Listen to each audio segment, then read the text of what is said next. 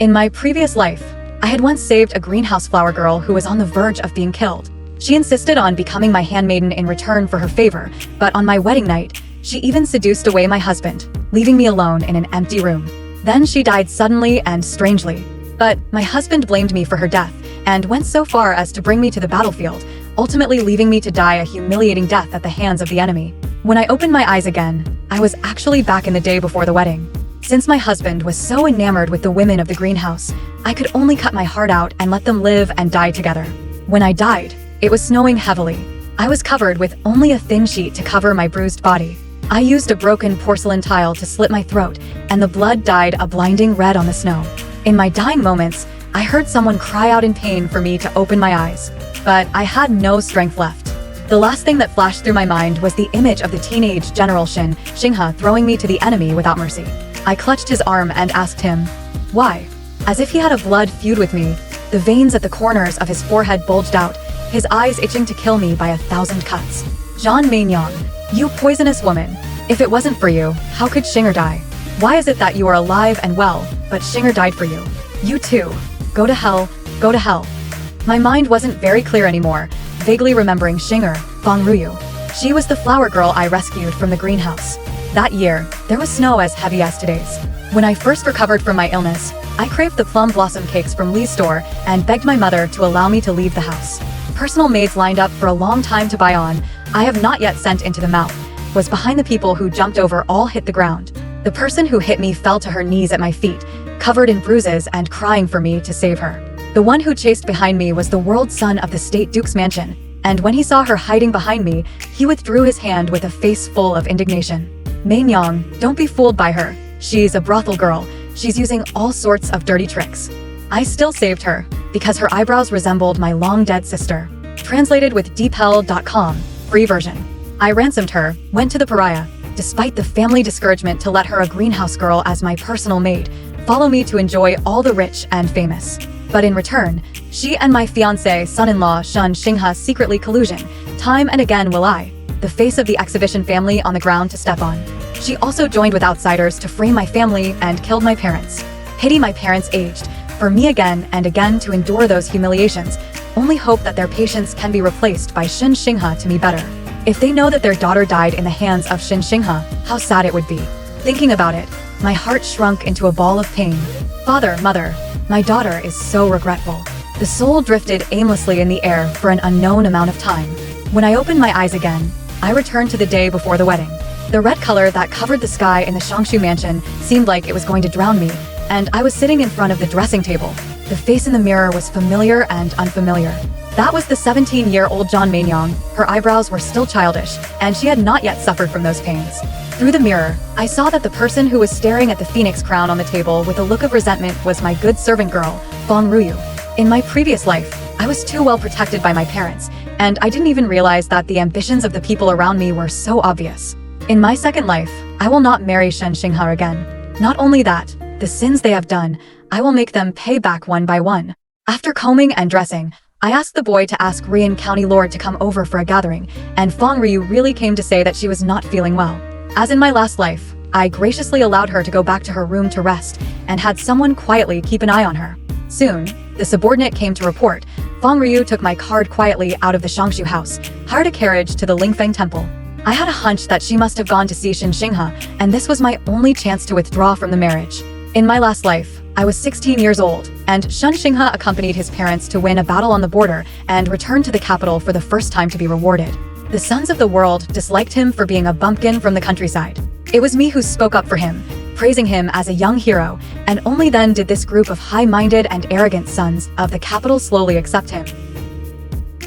He thanked me for his relief, and praised me for my purity of heart, saying that he fell in love with me at first sight, and knelt outside the palace gate for 3 days and 3 nights in exchange for the imperial decree of marriage. At that time, I was a young girl's heart fluttering for him, and felt that this imperial decree was the red thread of the old man of the moon, connecting me tightly with him. After I was born again, I realized that this is not a red thread, but a steel wire tightly strung around my neck. If I don't untie it, it will only make me slowly suffocate to death. Rian County and I have a very good relationship. I have been weak and sick since childhood. She is a few years older than me, very much to take care of me. Her residence and the Shangshu residence is only a street away. At tea time, people will arrive. I didn't expect to come with her, but also the prince. He stays in the palace all year round and rarely comes out to walk around. But I have a deep impression of him. When I got married in my last life, he didn't come, but accompanied a very heavy gift. Let my mother give me all the dowry. Almost 1/2 of my dowry, just these dowry. In the end, also all subsidized the general's house. I greeted him, then reliantly hugged Ruyan Sheriff's arm, letting her accompany me to the nearest Lingfeng temple to burn incense, praying for everything to go well in tomorrow's wedding. She has always loved me and agreed almost without even thinking about it, and the three of us rode in the carriage all the way to the outskirts of the city. I burned incense with the princess to pray for blessings, the crown prince from entering the temple. People have disappeared. The personal maidservant, Tower, gave me a wink, and I nodded my head imperceptibly, my body softening, leaning softly on County Lord Ruyan's shoulder. Sheriff, I have a headache again. Can you accompany me to the compartment to take a rest? I have not been in good health since I was a child, and headaches and wind chills are a common occurrence. Ruyan did not doubt it, and immediately asked the maidservant beside her to help me towards the compartment. Peach in front of the road, Seymour and more out of the way, almost out of the Spirit Peak Temple. Ruyan's face gradually became doubtful. I cursed in my heart. This pair of dogs really will give me trouble. With red eyes, I said, Sheriff, I can't listen to the noise with this head cold, so I had Tower find me the most secluded compartment. Ruyan nodded heartily and quickened her pace. Tower stopped in front of a room at the back door of Spirit Peak Temple, 2 rooms side by side. Her eyes glanced at the one on the left. I understood and pretended to fall as I passed by the door of the left room, making every effort to slam into the door. 3. I didn't realize that the door to this room was not locked at all, and I was too strong and fell straight in.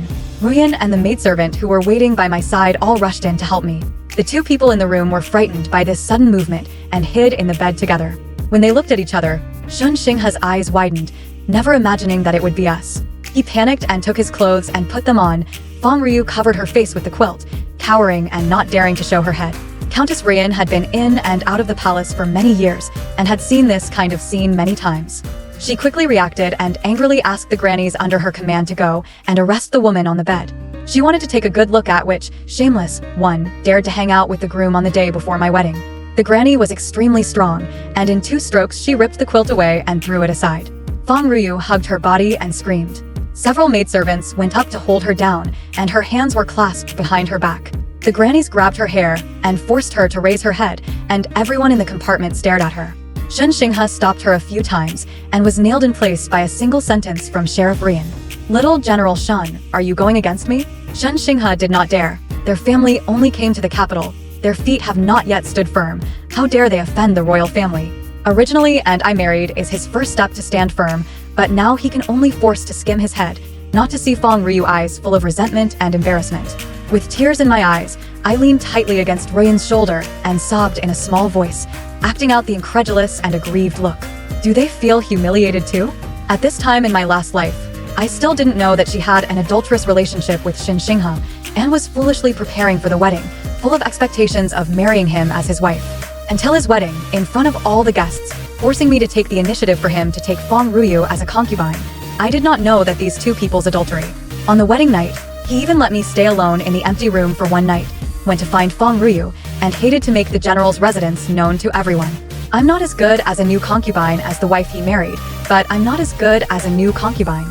At that time, even the underlings could bully me and belittle me. I felt humiliated too, no less than they do today.